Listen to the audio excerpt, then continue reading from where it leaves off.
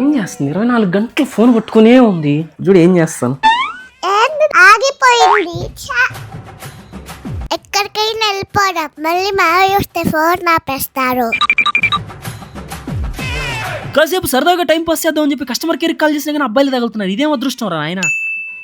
Honey ఎక్కడికో పోయింది మళ్ళీ. హనీ హనీ ఎక్కడికి వెళ్ళావు? హనీ హనీ పాప్ మనల మించిన అతి పెద్దరు కాబట్టి హనీ పాప్ ఫోన్ లో అయితే safe nest parental control app install చేసి పెట్టాను ముందరే. నా ఫోన్ లో ఉన్న వాట్సాప్ ద్వారానే హనీ ఫోన్ మొత్తాన్ని కంట్రోల్ చేయగలుగుతాను నేను ఈజీగా. ఏం చేస్తున్నావు ఇక్కడ?